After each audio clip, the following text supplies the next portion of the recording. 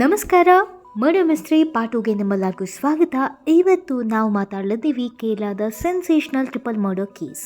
ಅವತ್ತು ಫೆಬ್ರವರಿ 10, 2006 ಸಂತಾನಮ್ಮ ತನ್ನ ಮೊಮ್ಮಕ್ಕಳ ಬರ್ತ್ ಸರ್ಟಿಫಿಕೇಟ್ಗಾಗಿ ಪಂಚಾಯತ್ ಆಫೀಸ್ಗೆ ವಿಸಿಟ್ ಮಾಡಿರ್ತಾರೆ. ವಿಸಿಟ್ ಮಾಡಿ ಮನೆಗೆ ಹೋದವ್ರಿಗೆ ದೊಡ್ಡ ಆಘಾತ ಒಂದು ಕಾದಿತ್ತು. ಹಾಗಾದರೆ ಮನೆಗೆ ಹೋದಾಗ ಏನಾಗಿತ್ತು ಇವೆಲ್ಲವನ್ನು ನೋಡೋಣ ಇವತ್ತಿನ ಸ್ಟೋರಿಯಲ್ಲಿ. ಬನ್ನಿ ಶುರು ಮಾಡೋಣ. ರಂಜಿನಿ 21 ವರ್ಷ, ಕೇರಳದ ಕೊಲ್ಲಂನವರು. ಈಕೆ ಹುಟ್ಟಿದ್ದು, ಬೆಳೆದದ್ದು, ಓದದ್ದು ಎಲ್ಲ ಕೂಡ ಕೊಲ್ಲಂನಲ್ಲಿ. ಈ ಕೊಲ್ಲಂನಲ್ಲಿ ಈಕೆಯ ಪರಿಚಯವಾಗವನೇ ದಿವಿಲ್ ಕುಮಾರ್. ಈತ ಒಬ್ಬ ಆರ್ಮಿ ಆಫೀಸರ್ ಆಗಿರ್ತಾನೆ. ಪಠಾನ್ಕೋಟ್ನ ಬೇಸ್ನಲ್ಲಿ ಈತ ಕೆಲಸ ಮಾಡ್ತಾ ಇರ್ತಾನೆ. ಒಂದೇ ಊರಿನವರಾಗಿದ್ದರಿಂದ ಇಬ್ಬರಿಗೂ ಸ್ನೇಹ ಇತ್ತು. ಸ್ನೇಹ ಕೆಲವೇ ದಿನಗಳಲ್ಲಿ ಪ್ರೀತಿಯಾಗಿ ಮಾರ್ಪಾಡ್ತು. ಪ್ರೀತಿಯಿಂದ ದೈಹಿಕ ಸಂಪರ್ಕಕ್ಕೂ ಕೂಡ ಈ ಪ್ರೀತಿ ತನ್ನ ಚಲನವನ್ನು ಹರಿಸ್ತು. ಈ ರೀತಿಯಾಗಿ ದೈಹಿಕ ಸಂಪರ್ಕವನ್ನು ಹೊಂದಿದ್ದಂಥ ಇವರಿಬ್ಬರಿಗೆ ಒಂದು ವಿಚಾರ ಗೊತ್ತಾಗುತ್ತೆ. ಅದೇನೆಂದರೆ ರಂಜಿನಿ ಗರ್ಭವತಿ ಆಗಿರ್ತಾಳೆ. ಈ ವಿಷಯವನ್ನು ಕೇಳಿದಂತಹ ದಿವಿಲ್ ಕುಮಾರ್ ಕೆಂಡಮಂಡಲಗೊಳ್ತಾನೆ. ಈ ಮಗುವನ್ನು ನೀನು ತೆಗೆಸ್ಬಿಡು, ನಮಗೆ ಈ ಮಗು ಬೇಡ ಅಂತ ಹಠ ಮಾಡ್ತಾನೆ. ಆದರೆ ಹಲವಾರು ನಿರೀಕ್ಷೆಯಲ್ಲಿ ಬಂದಿದ್ದಂತಹ ರಂಜಿನಿ ಇಲ್ಲ, ನಾನು ಮಗುವನ್ನು ಇಟ್ಕೊಳ್ತೀನಿ, ನಾನು ಯಾವ ಕಾರಣಕ್ಕೂ ನಾನು ಅಬಾರ್ಷನ್ ಮಾಡಿಸ್ಕೊಳ್ಳಲ್ಲ ಅಂತ ಹಠ ಮಾಡ್ತಾಳೆ. ಈ ವಿಷಯವನ್ನು ಕೇಳಿದಂತಹ ದಿವಿಲ್ ಕುಮಾರ್ಗೆ ಕೋಪ ಬರುತ್ತೆ. ಆತ ಈಕೆ ಹೇಗಾದರೂ ಸಮಾಜವನ್ನು ಎದುರಿಸಲಿ, ನನಗಂತೂ ಈ ಮಗು ಬೇಡ ಅಂತ ನಿರ್ಧಾರ ಮಾಡಿ ಆಕೆಗೆ ಹೇಳದೆ ಕೇಳದೆ ಆ ಊರಿನಿಂದ ತನ್ನ ಬೇಸಿದ್ದಂತಹ ಪಠಾನ್ಕೋಟಿಗೆ ಹೇಳದೆ ಕೇಳದೆ ಹಾರಿಬಿಡ್ತಾನೆ. ಮದುವೆಗೆ ಮುಂಚೆ ಗರ್ಭವತಿ ಆಗಿರುವಂಥ ರಂಜಿನಿ ಒಂದು ಕಡೆ, ಮನೆಯಲ್ಲಿ ಗಂಡು ದಿಕ್ಕಿಲ್ಲ, ಹಾಗೆ ಪ್ರೀತಿಸ್ತಾವನು ಕೈ ಕಟ್ಟಿ ಹೋದ. ಈ ಮಗುವನ್ನು ಇಟ್ಕೊಳ್ಬೇಕು ಅಂತ ಆಕೆ ನಿರ್ಧಾರ ಮಾಡಿದ್ದಾಳೆ. ನಾವು ಹಲವಾರು ಈ ಥರ ಸಿನಾರಿಯೋಸ್ನ ಮೂವೀಸಲ್ಲಿ ನೋಡಿರ್ತೀವಿ. ನಮ್ಮ ಸೊಸೈಟಿ ಹೇಗೆ ಅಂತ ಅಂದರೆ, ಒಂದು ಹೆಣ್ಣು ಏನಾದರೂ ಡಿವೋರ್ಸ್ ತೊಗೊಂಡ್ರೆ ಗಂಡಿನ ತಪ್ಪಿದ್ರೂ ಹೆಣ್ಣದೇ ತಪ್ಪು ಅಂತ ಜನ ಮಾತಾಡೋದು. ಇಂಥ ಸಮಾಜದಲ್ಲಿ ಮದುವೆಗೂ ಮುಂಚೆ ಪ್ರೆಗ್ನೆಂಟ್ ಆಗಿರುವಂತಹ ಈ ರಂಜಿನಿ ಹೇಗೆ ಸಮಾಜವನ್ನು ಎದುರಿಸಿದ್ಲು ಅಂತ ಯೋಚನೆ ಮಾಡುವಾಗ ನನಗೆ ಮೈ ಜುಮ್ ಅಂತ ಅನ್ನಿಸ್ತದೆ. ಇದಾದ ನಂತರ ಆಕೆ ಅಂದ್ಕೊಳ್ತಾಳೆ, ನನ್ನ ಮಕ್ಕಳಿಗೆ ತಂದೆ ಅವಶ್ಯಕತೆ ಇದೆ, ಹಾಗಾಗಿ ನನ್ನ ತಂದೆಯನ್ನು ಕರ್ಕೊಂಡು ಬರ್ತೀನಿ ಅಂತ ಡಿಸೈಡ್ ಮಾಡಿ ಕೇರಳ ವುಮನ್ ಕಮಿಷನಿಂದ ದಿವಿಲ್ಗೆ ಒಂದು ನೋಟಿಸನ್ನು ಜಾರಿ ಮಾಡ್ತಾಳೆ. ಪೇರೆಂಟೇಜ್ ಟೆಸ್ಟ್ಗೋಸ್ಕರ, ಪಟರ್ನಿಟಿ ಟೆಸ್ಟ್ಗೋಸ್ಕರ. ಸೊ ಈ ನೋಟಿಸ್ ಇಡೀ ಅವಳ ಜೀವನದ ಪಥವನ್ನು ಬದಲಾಯಿಸ್ಬಿಡುತ್ತೆ. ಇದಾದ ನಂತರ ಆಕೆಯ ಡ್ಯೂ ಡೇಟ್ ಹತ್ತಿರ ಬರ್ತಾ ಇರುತ್ತೆ. ಸೊ ಹಾಗಾಗಿ ಆಕೆ ಒಂದು ಹಾಸ್ಪಿಟಲ್ಗೆ ಸೇರಿಕೊಳ್ತಾಳೆ. ಅಲ್ಲಿ ಆಕೆಗೆ ಪರಿಚಯ ಆಗೋವನೇ ಅನಿಲ್ ಕುಮಾರ್. ಈತ, ನಾನು ಅದೇ ಕೋಲಮೂರ್ನವನು, ನಿಮಗೆ ಏನು ಸಹಾಯ ಬೇಕಾದರೂ ಮಾಡ್ತೀನಿ, ಇನ್ ಕೇಸ್ ನಿಮಗೆ ಸೆಕ್ಷನ್ ಟೈಮ್ನಲ್ಲಿ ಏನಾದರೂ ಬ್ಲಡ್ ಅವಶ್ಯಕತೆ ಇದ್ದರೆ ನಂದು ನಿಮ್ಮದು ಒಂದೇ ಬ್ಲಡ್ ಗ್ರೂಪ್, ನಾನು ನಿಮಗೆ ಬ್ಲಡ್ ಕೂಡ ಕೊಡ್ತೀನಿ ಅಂತೆಲ್ಲ ಹೇಳಿ ತಾಯಿಗೆ ಮತ್ತು ರಂಜಿನಿನೂ ಇಬ್ಬರನ್ನು ಕನ್ವಿನ್ಸ್ ಮಾಡಿ ತನ್ನ ಮುಖವಾಡದಿಂದ ಅವರನ್ನು ನಂಬಿಸ್ತಾನೆ. ಆದರೆ ರಂಜಿನಿಗೆ ಗೊತ್ತಿರದ ಒಂದು ವಿಷಯ ಏನು ಅಂದರೆ, ಈತ ಅನಿಲ್ ಅಲ್ಲ, ಬದಲಿಗೆ ದಿವಿಲ್ ಕುಮಾರ್ನ ಸ್ನೇಹಿತ ರಾಜೇಶ್ ಹಾಗೂ ದಿವಿಲ್ ಒಂದೇ ಆರ್ಮಿ ಬೇಸ್ನಲ್ಲಿ ಕೆಲಸ ಮಾಡ್ತಾ ಇರ್ತಾರೆ. ಇಬ್ಬರು ಪರಿಚಯಸ್ಥರಾಗಿರ್ತಾರೆ. ಯಾವಾಗ ಈಕೆ ನೋಟಿಸನ್ನು ಕೊಟ್ಲು ಆಗ ರಾಜೇಶ್ನನ್ನು ಇಲ್ಲಿಗೆ ಕಳಿಸೋದೇ ದಿವಿಲ್ ಅವರಿಬ್ಬರನ್ನ ಪರಿಚಯ ಮಾಡಿಕೊಂಡು ಇವರಿಬ್ಬರು ಒಂದು ಪ್ಲ್ಯಾನನ್ನು ಮಾಡಿರ್ತಾರೆ. ಆ ಪ್ಲ್ಯಾನನ್ನು ಎಕ್ಸಿಕ್ಯೂಟ್ ಮಾಡೋಕ್ಕೋಸ್ಕರ ಈ ರಾಜೇಶನನ್ನು ಅನಿಲ್ ಅಂತ ಮಾರ್ಪಡಿಸಿ ಆ ಹಾಸ್ಪಿಟಲ್ಗೆ ಕಳಿಸಿ ತಾಯಿ ಮತ್ತು ಮಗಳಲ್ಲಿ ಒಳ್ಳೆ ಬಾಂಧವ್ಯವನ್ನು ಹುಟ್ಟು ಹಾಕಿ ಅವನನ್ನು ಅಲ್ಲಿ ಕಳಿಸ್ತಾನೆ. ಇವನ ಸಂಬಂಧದ ರೀತಿ ಅಥವಾ ಇವನ ಒಳ್ಳೆ ಗುಣವನ್ನು ನೋಡಿ ನಂಬಿದ್ದಂತಹ ತಾಯಿ ಮಗಳಿಬ್ರು ಇವನ ಮಾತಿನ ಅನುಗುಣವಾಗಿ ಒಂದು ಅಂಚಲ್ ಅನ್ನೋ ಸ್ಥಳದಲ್ಲಿ ಒಂದು ಬಾಡಿಗೆ ಮನೆಯನ್ನು ಹೊಂದಿ ಅಲ್ಲಿ ಇದ್ದು ಬಿಡೋಣ, ಇಲ್ಲಿದ್ರೆ ಸುತ್ತಮುತ್ತ ನೆರೆಹೊರೆಯವರು ಬಂಧು ಮಿತ್ರರೆಲ್ಲ ಇರ್ತಾರೆ ಅಂತ ಹೇಳಿ ಆ ಮನೆಗೆ ಶಿಫ್ಟ್ ಆಗಿ ಹೋಗ್ತಾರೆ.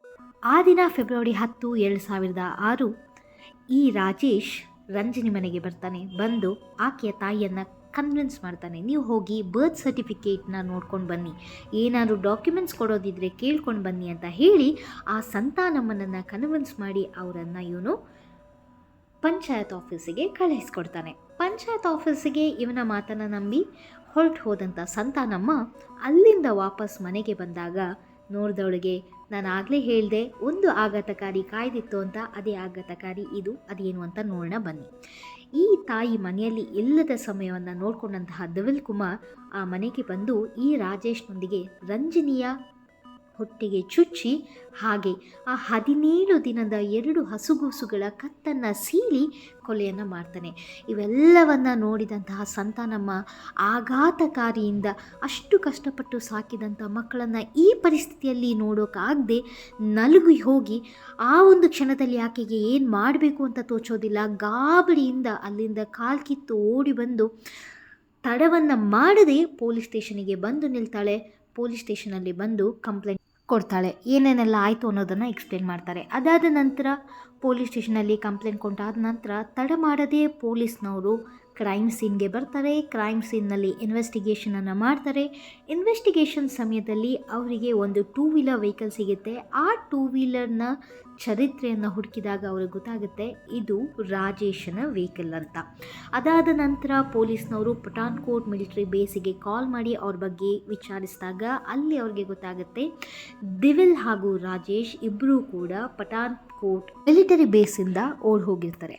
ಇದಾದ ನಂತರ ಸುಮಾರು ವರ್ಷ ಈ ಕೇಸ್ನ ಇನ್ವೆಸ್ಟಿಗೇಷನ್ ನಡೆಯುತ್ತೆ, ಹುಡುಕಾಟ ನಡೆಯುತ್ತೆ. ಆದರೆ ದಿವಿಲ್ ಕುಮಾರ್ ಹಾಗೂ ರಾಜೇಶ್ನ ಬಗ್ಗೆ ಯಾವುದೇ ಮಾಹಿತಿ ಪೊಲೀಸ್ನವ್ರಿಗೆ ಸಿಗೋದಿಲ್ಲ. ಯಾವ ಒಂದು ಇನ್ಫಾರ್ಮೇಷನ್ ಕೂಡ ಅವರಿಬ್ಬರನ್ನ ಹಿಡಿಯುವಲ್ಲಿ ಸಫಲವಾಗುವುದಿಲ್ಲ. ಹಾಗಾಗಿ ಈ ಒಂದು ಕೇಸನ್ನು ಕೋಲ್ಡ್ ಕೇಸ್ ಅಂತ ಕನ್ಸಿಡರ್ ಮಾಡ್ತಾರೆ. ಕಾಲಾನುಗಟ್ಟದಲ್ಲಿ ಜನಗಳು ಕೂಡ ಈ ಕೇಸನ್ನು ಮರೆತು ಹೋಗ್ತಾರೆ.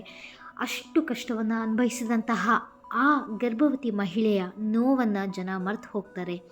ಆ ಹಸುಗೂಸುಗಳ ಕತ್ತನ್ನು ಸೀಳಿ ರಕ್ತ ಚೆಲ್ಲಿದಂತಹ ಘಾತುಕರನ್ನು ಮರೆತು ಹೋಗ್ತಾರೆ. ಈ ಕೋಲ್ಡ್ ಕೇಸ್ ಅಲ್ಲಿಗೆ ಮುಗ್ದು ಹೋಗಿರುತ್ತೆ. ಅದಾದಮೇಲೆ ಒಂದು ಟರ್ನ್ ತಗೊಳುತ್ತೆ. ಮನೋಜ್ ಅಬ್ರಹಾಂ ಸರ್ ಈ ಕೇಸನ್ನು ರೀಓಪನ್ ಮಾಡಿದಾಗ ಅಲ್ಲಿ ಇದ್ದಂತಹ ದಿವಿಲ್ ಹಾಗೂ ರಾಜೇಶನ ಫೋಟೋವನ್ನು ತಗೊಂಡು ಅದು 2006ರಲ್ಲಿ ತೆಗೆದಂತಹ ಫೋಟೋ. ಆ ಫೋಟೋವನ್ನು AI ಟೆಕ್ನಾಲಜಿಯನ್ನು ಉಪಯೋಗಿಸ್ಕೊಂಡು 2006ರಲ್ಲಿ ಅವರು ಹಾಗಿದ್ದರು, ಹಾಗಾದರೆ 2025ರಲ್ಲಿ ಅವ್ರು ಹೇಗಿದ್ದರು ಅಂತ ಡಿಜಿಟಲಿ ಅವ್ರನ್ನ ಏಜ್ ಜಾಸ್ತಿ ಮಾಡಿ ನೋಡಿ ಅವರು ಈಗ 2025ರಲ್ಲಿ ಹೇಗೆ ಕಾಣ್ಬೋದು ಅನ್ನೋದನ್ನು AI ಉಪಯೋಗಿಸ್ಕೊಂಡು ನಮ್ಮ ಟೆಕ್ನಾಲಜಿಯನ್ನು ಉಪಯೋಗಿಸ್ಕೊಂಡು ಓಲ್ಡ್ ಡೆವಿಲ್ ಆ್ಯಂಡ್ ಹಾಗೆ ಓಲ್ಡ್ ರಾಜೇಶ್ನ ಕಂಡುಹಿಡಿತಾರೆ. ನೀವೆಲ್ಲ ಸ್ನ್ಯಾಪ್ಚಾಟ್ ಯೂಸ್ ಮಾಡಿರ್ತಾರೆ, ಅದರಲ್ಲೊಂದು ಫೀಚರ್ ಬರುತ್ತೆ. ನಮ್ಮ ಫೇಸ್ನ ಅಲ್ಲಿಟ್ಟರೆ ನಾವು ಏಜ್ ಆದಾಗ ಹೇಗೆ ಕಾಣಿಸ್ತೀವಿ ಅಂತ ಒಂದು ಫಿಲ್ಟರ್ ಹಾಕಿ ನೋಡ್ಬೋದು. ಸೊ ಅದೊಂದು ಟ್ರೆಂಡಿಂಗ್ ಆಗಿತ್ತು. ಸೊ ಅದೇ ಟೆಕ್ನಾಲಜಿ ಅಂದರೆ ಆ ಟೆಕ್ನಾಲಜಿ ಎಲ್ಲ ವೆರಿ ಟೆಕ್ನಿಕಲಿ ಅಡ್ವಾನ್ಸ್ಡ್ ಲೆವೆಲ್ ಟೆಕ್ನಾಲಜಿನ ಉಪಯೋಗಿಸ್ಕೊಂಡು ದಿವಿಲ್ ಹಾಗೂ ರಾಜೇಶ್ ಹೇಗೆ ಕಾಣ್ತಾರೆ ಅನ್ನೋದನ್ನು ಕಂಡು ಹಿಡ್ಕೊಂಡು ಅವರ ಫೋಟೋಗಳನ್ನು ಸೋಷಿಯಲ್ ಮೀಡಿಯಾದಲ್ಲಿ ಮ್ಯಾಚ್ ಮಾಡೋಕ್ಕೆ ಶುರು ಮಾಡಿದರು ಕೇರಳ ಪೊಲೀಸರು. ಕೆಲವೊಂದು ಬಾರಿ 10%, 20%, 30% ಹೀಗೆ ಪರ್ಸೆಂಟೇಜ್ ವೈಸಲ್ಲಿ ಫೋಟೋ ಮ್ಯಾಚ್ ಮಾಡುವಾಗ ಅವರಿಗೆ ಒಂದು ಮದುವೆಯ ಫೋಟೋ ಸಿಗುತ್ತೆ. ಆ ಫೋಟೋದಲ್ಲಿ ಈ ರಾಜೇಶ್ ಯಾರಿರ್ತಾರೆ ಅವರ ಮುಖ 90% ಹೊಂದಾಣಿಕೆ ಆಗುತ್ತೆ. ಆಗ ಆ ಫೋಟೋವನ್ನು ಭೇದಿಸಿದ ಪೊಲೀಸರಿಗೆ ಗೊತ್ತಾಗುತ್ತೆ ಅಲ್ಲಿರೋದು ರಾಜೇಶ್ ಅಲ್ಲ, ಬದಲಿಗೆ ಪ್ರವೀಣ್ ಕುಮಾರ್ ಅಂತ. ಸೊ ಪ್ರವೀಣ್ ಕುಮಾರ್ನ ಹಿಡಿದು ಅವನನ್ನು ಮಾತಾಡಿಸಿ ಅವನ ಚರಿತ್ರೆಯನ್ನು ನೋಡಿ ನಂತರ ಅದನ್ನು ಕೇರಳ ಪೊಲೀಸ್ CBIಗೆ ಒಪ್ಪಿಸ್ತಾರೆ. CBIಯಿಂದ ಪುದುಚೇರಿ ಪೊಲೀಸಿಗೆ ಇನ್ಫಾರ್ಮೇಷನನ್ನು ಕೊಡ್ತಾರೆ. ಪ್ರೇಮ್ ಕುಮಾರ್ ಅಲಿಯಾಸ್ ರಾಜೇಶ್ನನ್ನು ಬಂಧಿಸಲಾಗುತ್ತೆ. ಹಾಗೆ ರಾಜೇಶನ ಸಹಾಯದಿಂದ ವಿಷ್ಣು ಆಗಿ ಮಾರ್ಪಾಟಿದ್ದಂತಹ ದಿವಿಲ್ನನ್ನು ಕೂಡ ಹಿಡಿತಾರೆ. ಇವರಿಬ್ಬರು ತಮ್ಮ ಐಡೆಂಟಿಟಿಯನ್ನೇ ಚೇಂಜ್ ಮಾಡಿಕೊಂಡು ವಿಷ್ಣು ಹಾಗೂ ಪ್ರೇಮ್ ಕುಮಾರ್ ಅಂತ ಹೆಸರನ್ನು ಬದಲಾಯಿಸ್ಕೊಂಡು ಇಂಟೀರಿಯರ್ ಡಿಸೈನರ್ಸ್ ಆಗಿ ಕೆಲಸ ಮಾಡ್ತಾ ಇರ್ತಾರೆ. ಹಾಗೆ ಒಂದು ಹೊಸ ಜೀವನವನ್ನು ಶುರು ಮಾಡಿರ್ತಾರೆ. ಟೀಚರ್ಸನ್ನು ಮದುವೆಯಾಗಿ ಅವರಿಗೆ ಮಕ್ಕಳು ಕೂಡ ಇರ್ತಾರೆ. ಈ ರೀತಿಯಾಗಿ ಅಲ್ಲೆಲ್ಲೋ 17 ದಿನದ 2 ಹಸುಗೂಸುಗಳನ್ನು ಕೊಂದು ಬಂದಂತಹ ಈ ದಿವಿಲ್ ಹಾಗೂ ರಾಜೇಶ್ ಇಲ್ಲಿ ತನ್ನ ಹೊಸ ಜೀವನವನ್ನು ಶುರು ಮಾಡಿರ್ತಾನೆ. ಕಡೆಯಲ್ಲಿ AI ಸಹಾಯದಿಂದ ಪೊಲೀಸರ ಚಾಕಚಕ್ಯತೆಯಿಂದ ಇವರಿಬ್ಬರನ್ನ ಹಿಡಿಯಲಾಯಿತು. ಈ ರೀತಿಯ ಹೆಚ್ಚಿನ ವಿಡಿಯೋಸ್ಗಾಗಿ ನನ್ನ ಯೂಟ್ಯೂಬ್ ಚಾನಲನ್ನು ಸಬ್ಸ್ಕ್ರೈಬ್ ಮಾಡಿ, ಶೇರ್ ಮಾಡಿ, ನೋಡ್ತಾ ಇರಿ ಅಂತ ಹೇಳ್ತಾ ನನ್ನ ಇವತ್ತಿನ ಈ ಮರ್ಡರ್ ಮಿಸ್ಟ್ರಿ ನಿಮ್ಮೆಲ್ಲರಿಗೂ ಇಷ್ಟ ಆಯಿತು ಅಂತ ಭಾವಿಸ್ತಾ ಇಲ್ಲಿಗೆ ವಿಡಿಯೋ ಮುಗಿಸ್ತೀನಿ. ಧನ್ಯವಾದ.